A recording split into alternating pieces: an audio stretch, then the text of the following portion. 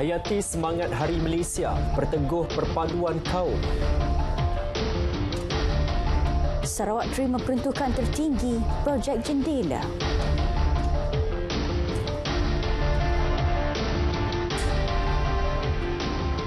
Assalamualaikum, salam Malaysia Madani. Saudara, sempena Hari ATM ke-90 hari ini, Yang di-Pertuan Agong mendoakan ATM terus menjadi sebuah angkatan yang disegani dan dihormati di persada antarabangsa. Selaku pemerintah tertinggi ATM, Al-Sultan Abdullah Riayatuddin Al-Mustafa Bilal Shah merakamkan penghargaan atas jasa, khidmat bakti dan pengorbanan dicurahkan seluruh warga dan bekas anggota ATM.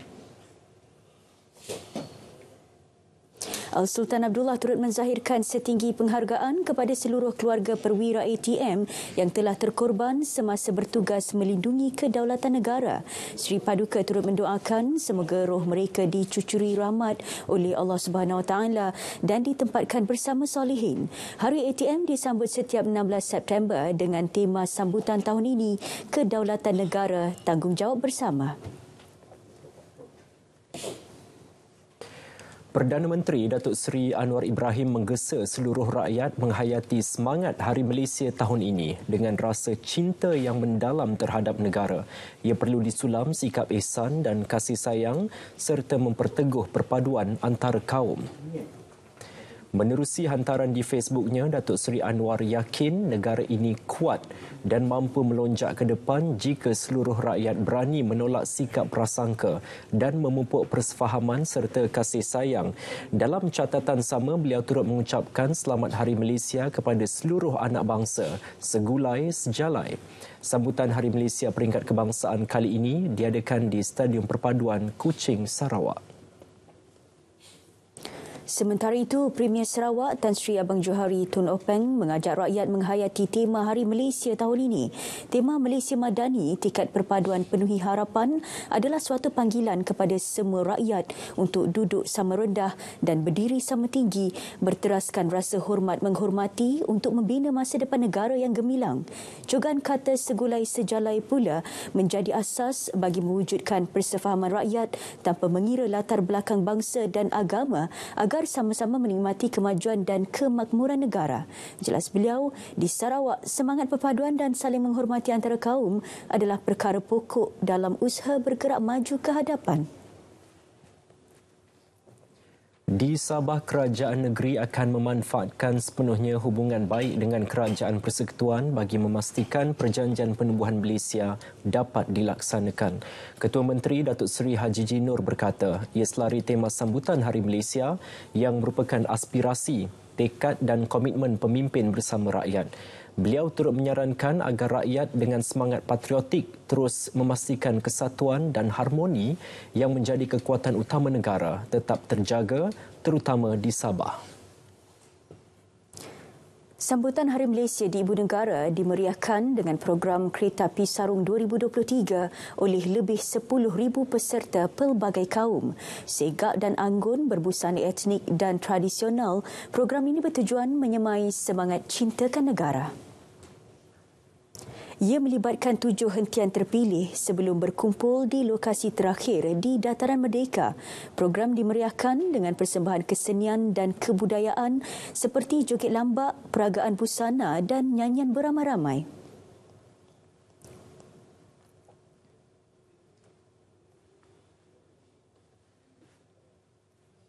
Saya suka sebab ramai, crowd dia ramai. Lepas tu di sinilah kita dapat menyatu padukan perpaduan sama kita. Ya, sangat ramai.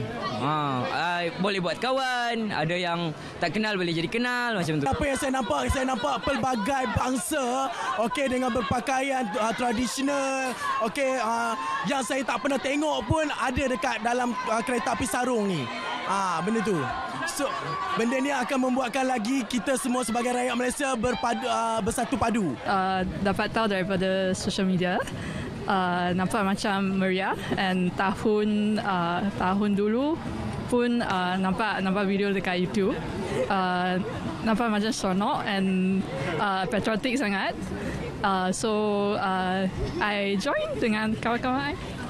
Tema kali ni tema dia menarik sebab dia letak etnik. So macam-macam kita boleh pakai. Cheongsam. Kalau macam hari ni saya pilih untuk pakai lengga. Sebab saya ada campur sikit India dengan Malay. Saya boleh nampak semua orang macam walaupun tak kenal antara satu sama lain, tapi diorang macam bersatu. Tak kira bangsa dan semuanya macam masuk je.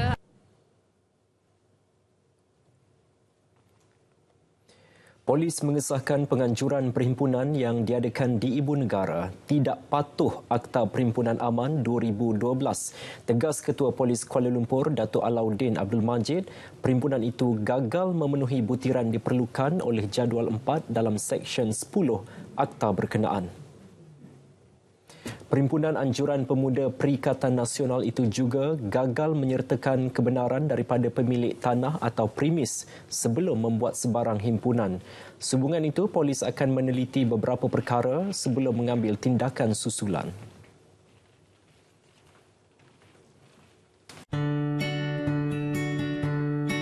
Muhibah ialah satu perasaan hormat menghormati, rasa sayang, berbaik-baik, bekerjasama.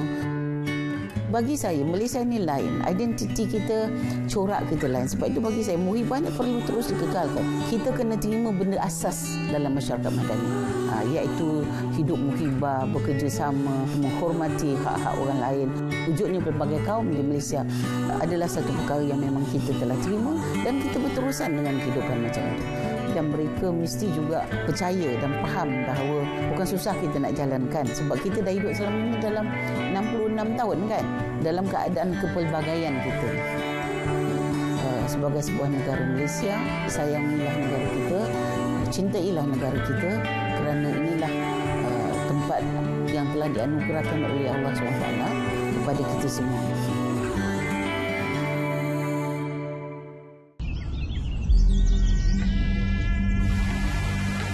Peradaban tidak boleh dicipta tanpa perlu ditempuhi. Dengan keyakinan kita bina jati diri yang mampan, fikrah jernih mentahir dahil cipta perubahan. Hidup biarlah berbakti meskipun tidak dipuji. Dengan ihsan kita peduli insan. Dengan hormat kita terus berkhidmat biarpun jalannya panjang. Kita tekad merintisnya perlahan-lahan demi kesejahteraan sebuah Malaysia madani.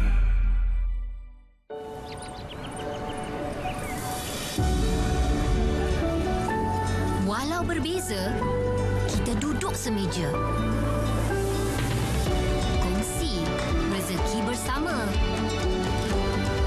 Kongsi idea. Kita raikan perbezaan kerana bila bersama, kita menggerakkan negara ke puncak dunia.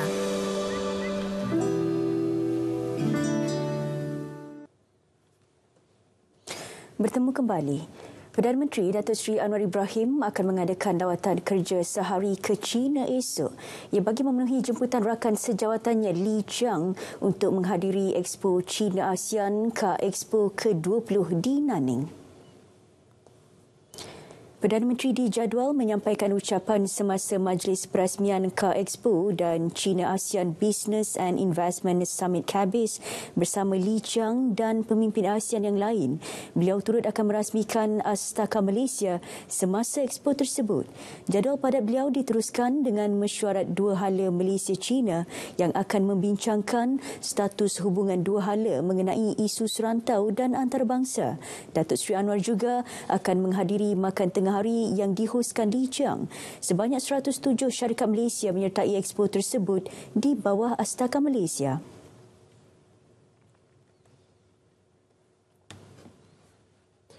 Sarawak terima peruntukan RM4.46 bilion di bawah projek Pelan Jalinan Digital Negara Jendela bagi meningkatkan liputan kesaling hubungan dan perkhidmatan internet. Menteri Komunikasi dan Digital Fahmi Fadil berkata, ia merupakan peruntukan tertinggi yang diberikan di bawah projek berkenaan. Memangnya efek positif melalui pelaksanaan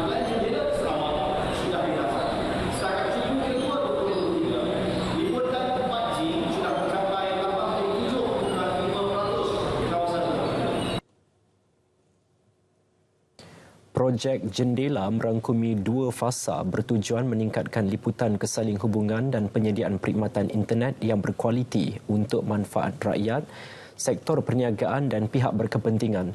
Fahmi berucap pada perasmian Hari Bersama Komuniti Pusat Ekonomi Digital PD Krokong di Bau. Setakat ini sebanyak 911 buah PD telah beroperasi di seluruh negara, manakala di Sarawak terdapat 133 PD telah beroperasi sepenuhnya.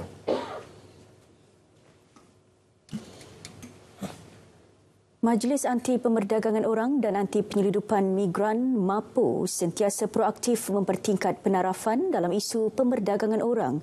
Menurut Timbalan Ketua Setiausaha Dasar dan Kawalan Kementerian Dalam Negeri Dr. Abdul Ghaffar Abu Bakar, 3 perkara difokuskan untuk mencapai matlamat disasarkan Kementerian Dalam Negeri. Fokus tersebut termasuk mempertingkat koordinasi agensi penguatkuasaan, penambahbaikan proses identifikasi mangsa agar dapat diselamatkan dengan lebih pantas. Turut diberi tumpuan memperkukuh teknik pendakwakaan agar pesalah diberi penalti dan hukuman setimpal sekaligus pelaksanaan tugas anggota penguatkuasaan lebih efisien. Sementara usul menubuhkan lagi 3 mahkamah jenayah pemerdagangan orang akan dibincangkan ke peringkat lebih tinggi.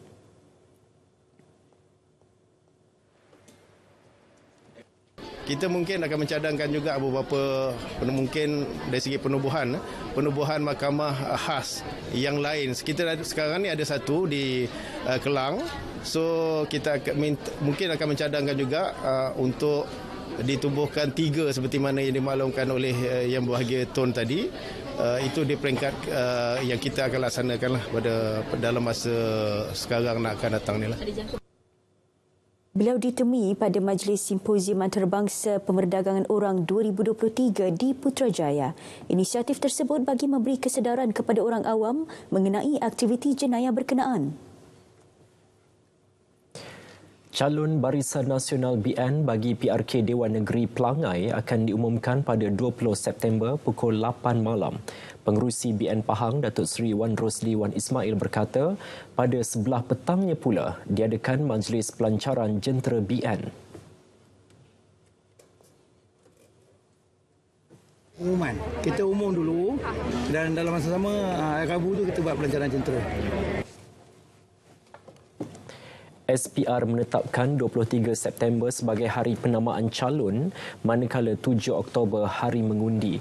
PRK Dewan Negeri Pelangai diadakan berikutan kematian penyandangnya, Allahyarham Datuk Seri Johari Harun yang terkorban dalam nahas pesawat di Elmina, Shah Alam. Saudara, berita perdana di TV1 berakhir di sini. Untuk memberi laluan kepada siaran langsung sambutan Hari Malaysia di Stadium Perpaduan Kuching, Sarawak. Dan anda boleh terus mengikuti berita perdana di saluran berita RTM.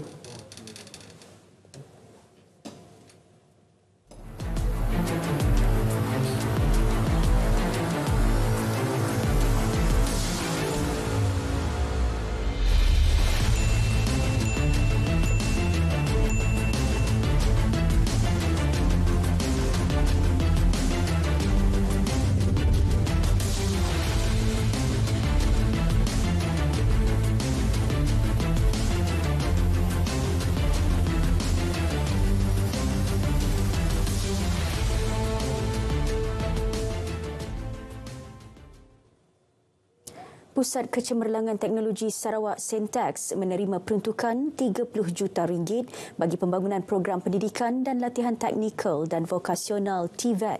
Timbalan Perdana Menteri Datuk Seri Dr. Ahmad Zahid Hamidi berkata, peruntukan bertujuan menampung sebahagian kos pembiayaan biasiswa terutama dalam kursus bidang teknologi dan tenaga yang boleh diperbaharui.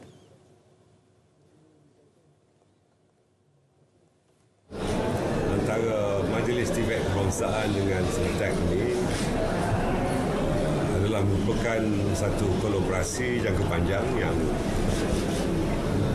bertujuan untuk menterjemahkan tentang haluan baharu kepada Majlis TVET kebangsaan bagi penyediaan guna tenaga atau workforce kepada pasaran guna tenaga di negara kita, terutamanya dalam bidang-bidang yang berteknologi tinggi, kerana FDI, Foreign Direct Investment, yang dibawa oleh Yang Amat Berhormat Perdana Menteri menuju ke arah industri yang berteknologi tinggi. Beliau berkata demikian ketika mengadakan lawatan ke Sentex Santubong di Kuching.